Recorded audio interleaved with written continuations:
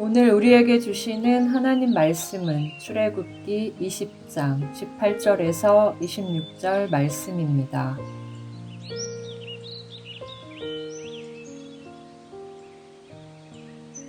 뭇 백성이 우레와 번개와 나팔 소리와 산의 연기를 본지라. 그들이 볼 때에 떨며 멀리 서서 모세에게 이르되 당신이 우리에게 말씀하소서 우리가 들으리이다.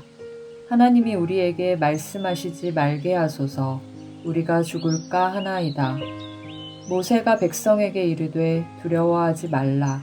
하나님이 임하심은 너희를 시험하고 너희로 경외하여 범죄하지 않게 하려 하심이니라. 백성은 멀리 서 있고 모세는 하나님이 계신 흑암으로 가까이 가니라.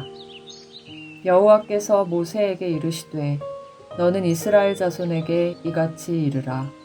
내가 하늘로부터 너희에게 말하는 것을 너희 스스로 보았으니 너희는 나를 비겨서 은으로나 금으로나 너희를 위하여 신상을 만들지 말고 내게 토단을 쌓고 그 위에 내 양과 소로 내 번제와 화목제를 드리라.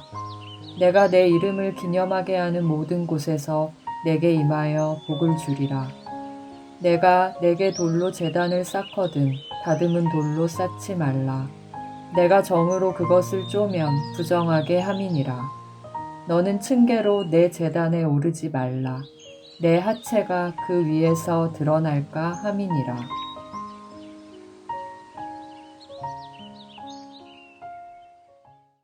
출애굽기 20장 1절부터 17절까지 하나님께서 십계명을 주셨습니다. 이때 하나님의 임재는 너무 충격적이고 압도적이었습니다. 빽빽한 구름 사이로 우레가 엄청난 소리를 내고 번개가 번쩍이는 자연현상과 나팔 소리가 들리는 초자연현상이 하나님이 임재하신 시내산 정상에서 일어났던 것입니다. 오늘 본문의 첫 절인 22장 18절입니다. 뭇 백성이 우레와 번개와 나팔 소리와 산의 연기를 본지라. 그들이 볼 때에 떨며 멀리 서서.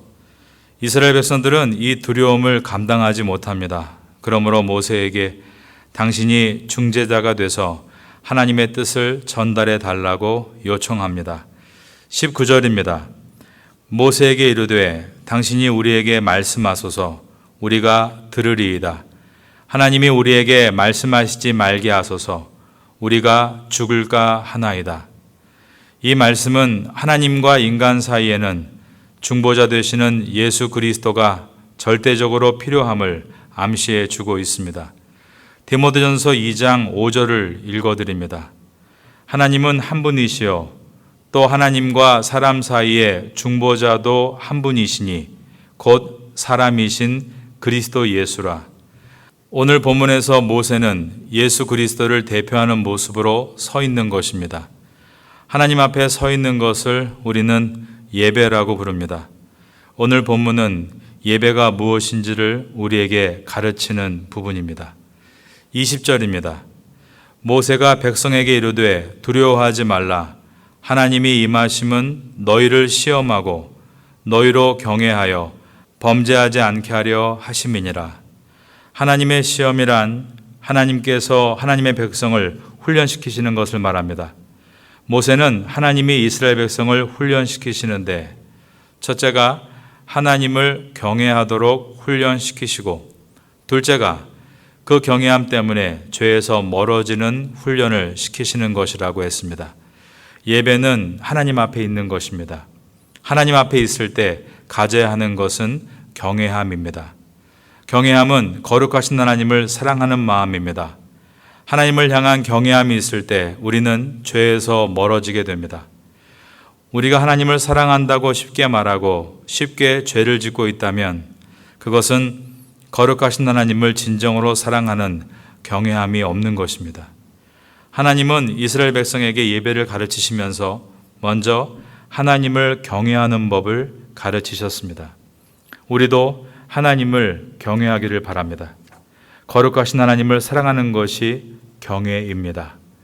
정말 하나님을 사랑한다면 하나님의 계명을 지켜야 합니다. 예수님은 요한복음 14장 15절에서 말씀하기를 너희가 나를 사랑하면 나의 계명을 지키리라 라고 하셨고, 이어지는 21절에서는 나의 계명을 지키는 자라야 나를 사랑하는 자니 나를 사랑하는 자는 내 아버지께 사랑을 받을 것이요 나도 그를 사랑하여 그에게 나를 나타내리라 라고 하셨습니다. 정말 하나님을 사랑한다고 말한다면 계명을 지킴으로 그 사랑이 증명돼야 합니다. 계명을 지키는 것은 믿음과도 연결되어 있습니다. 로마서 1장 5절에는 복음을 믿는 것을 믿어 순종하게 하나니라고 되어 있습니다. 이것은 의역한 것입니다. 원어는 에이스 휘파 코엔 피스테이스인데 이 문장의 실제적인 의미는 소유격으로서 직역하면 믿음의 순종입니다. 헬라어에서 소유격은 다양한 의미를 가지고 있습니다. 여기에 쓰인 소유격을 생산의 소유격이라고 부릅니다. 즉 믿음의 순종, 이 말은 믿음이 생산한 순종이란 뜻입니다. 믿음은 반드시 순종을 생산해야만 한다는 뜻입니다. 이 말은 순종을 생산하지 않는 믿음은 믿음이 아니라는 뜻입니다. 거룩하신 하나님을 사랑한다고 말하면서, 즉 하나님을 경외한다고 말하면서 하나님의 계명에 순종하지 않는다면 그것은 하나님을 사랑하는 것도 하나님을 경외하는 것도 믿음이 있는 것도 아니라는 뜻입니다. 계명을 지키는 것이 하나님을 사랑하고 경외하는 것임을 생각할 수 있기를 바랍니다. 21절을 봅니다.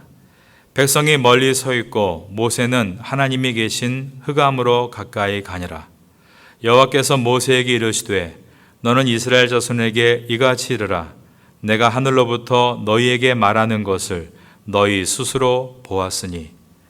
이 뜻은 모세가 하나님께 받은 말씀을 그냥 법전으로 기록해서 우리에게 주고 그 계명을 지키라라고 하는 것이 아니라 하나님께서 모세에게 계명을 주실 때 하나님의 임재를 그들에게 경험하게 하고 계신 것은 살아계신 하나님을 그들이 보고 그 하나님의 계명을 지키는 것이 곧 하나님께 응답하는 행위임을 보여주신 것입니다. 23절입니다. 너희는 나를 비겨서 은으로나 금으로나 너희를 위하여 신상을 만들지 말고, 여기서 우상 숭배가 무엇인지를 볼 수 있습니다. 너희를 위하여 신상을 만들지 말고, 나를 위해서 만드는 것이 우상 숭배입니다. 오늘날 은이나 금으로 우상을 만드는 사람은 많지 않을 것입니다.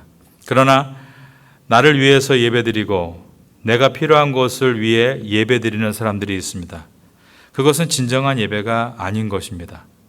예배의 초점이 나에게 맞춰져 있는가, 하나님께 맞춰져 있는가, 예배가 나의 기쁨을 위한 것인가, 하나님의 기쁨을 위한 것인가 돌아볼 수 있어야 합니다. 24절입니다. 내게 토단을 쌓고 그 위에 내 양과 소로 내 번제와 화목제를 드리라. 내가 내 이름을 기념하게 하는 모든 곳에서 내게 임하여 복을 주리라. 여기에 토단을 쌓고라고 하셨는데 그냥 간소하게 흙으로 쌓고 그 위에 제물을 드리고 예배 드리라고 하신 것입니다. 돌로 쌓게 된다면 정으로 쪼지 말라고 하셨습니다. 25절입니다. 내가 내게 돌로 제단을 쌓거든 다듬은 돌로 쌓지 말라. 내가 그것을 쪼면 부정하게 함이니라. 그리고 높게 만들어서 층계로 제단을 오르지 말라라고 하셨습니다. 26절입니다. 너는 층계로 내 제단에 오르지 말라. 내 하체가 그 위에서 드러날까 함이니라. 하나님은 예배가 눈으로 보기에 결국 화려할 수 없게 하셨습니다. 이것은 이집트에서 라암셋을 짓다 나온 이스라엘 백성에게는 매우 충격적인 말씀이었습니다. 늘 신전을 짓기 위해 벽돌을 굽고 높이 계단을 쌓아 올리던 것만 본 그들에게 하나님은 진정한 예배는 결코 눈에 보이는 화려함과 웅장함이 아니라고 가르치신 것입니다. 여러분, 제단을 웅장하게 쌓았다고 하나님이 임재하시는 것이 아닙니다. 기독교는 결코 그런 종교가 아닙니다. 기독교는 예배드리는 성도의 심령 위에 하나님이 임재하는 것입니다. 24절에 내게 토단을 쌓고 그 위에 내 양과 소로 내 번제와 화목제를 드리라. 그 다음 보면 내가 내 이름을 기념하게 하는 모든 곳에서 내게 임하여 복을 주리라. 이 뜻은 가시적으로 제단을 쌓으면 그곳에 기계적으로 하나님이 임재하시고 복을 주시는 것이 아니라 그들의 심령이 하나님을 기념하는 곳에, 즉 하나님을 생각하는 곳에 하나님이 임하시고 복을 주신다는 것입니다. 예배의 본질은 겉으로 보이는 건물이나 형식보다 그 마음에 있는 것입니다. 하나님께 예배를 잘 드리고 싶어서 예배당을 청소하고 예배 준비를 잘 하는 것은 마음에서 우러나오는 참된 예배자의 행위입니다. 그런데 눈에 보이는 것에만 마음을 치중하고 하나님을 만나는 예배에 대해서 점점 관심을 잃어버린다면 그 마음을 절제할 수 있어야 합니다. 여러분을 하나님 앞으로 나아가도록 방해하는 그 어떠한 것도 경계하고 절제해야 하는 것입니다. 우리 교회는 그런 분은 없지만 주일에 교회 갈 때 하나님께 어떻게 예배드릴까에 관심을 갖지 않고 내가 장식한 꽃꽂이에 대해서 사람들이 뭐라고 말할까, 내가 건 액자에 대해서 사람들이 뭐라고 평가할까, 내가 만든 음식을 사람들이 먹고 뭐라고 칭찬할까, 자꾸 내가가 드러나고 내가 하는 일을 마음에 가득 채우는 분들이 있습니다. 어떤 부부가 예배를 마치고 집에 돌아가면서 차 안에서 이야기를 나누었습니다. 아내가 말합니다. 여보, 오늘 목사님 넥타이가 삐뚤어진 것 봤어요? 아니, 나는 못 봤는데. 그러면 아무개 집사님이 대표기도 하면서 더듬는 것 들었어요? 아니, 나는 못 들었는데. 오늘 내가 찬송가 부를 때 가사 틀린 것 티 났어요? 아니, 티 안 났는데. 남편이 이렇게만 말하자 아내가 시큰둥했습니다. 그러면서 남편에게 묻습니다. 그럼 오늘 당신은 뭘 보고 왔어요? 그러자 남편은 나는 오늘 목사님 설교를 들을 때 나를 위해 희생하신 예수님의 사랑 때문에 눈물이 앞을 가려 아무것도 볼 수가 없었지라고 대답을 했다는 것입니다. 예배드리면서 우리의 마음의 눈이 어디를 향하고 있는가가 중요합니다. 우리는 예배를 본다라고 자주 말하는데 예배를 드린다라고 말해야 맞습니다. 예배를 보는 분은 오직 하나님이십니다. 우리는 하나님께서 우리의 예배를 보신다는 것을 잊지 말아야 합니다. 우리가 드리는 예배를 보고 계십니다. 하나님께서 아담에게 아담아, 내가 어디 있느냐라고 물으셨는데 이것은 매우 존재론적인 질문입니다. 아담이 하나님 앞에 서 있지 않고 숨어 있는 것은 그가 예배자가 아닌 상태를 보여주고 있고 그런 예배자가 아닌 아담을 하나님께서 보고 계셨다는 것입니다. 오늘 본문부터 바로 앞에 있는 십계명을 풀어주는 말씀이 시작이 됐습니다. 십계명은 앞부분이 하나님과 나와의 관계에 관한 말씀이고 뒷부분은 나와 이웃과의 관계에 관한 말씀입니다. 우리는 하나님을 경외해야 합니다. 경외란 거룩하신 하나님을 사랑하는 것입니다. 경외와 사랑은 추상적인 말로 끝나서는 안 됩니다. 하나님의 계명을 지키는 것으로 나타나야 합니다. 그럴 때 참된 예배자가 되는 것이고 하나님은 그의 예배를 기쁨으로 받으시는 것입니다. 참된 예배자를 꿈꾸시는 여러분 되시기를 예수님의 이름으로 축원합니다.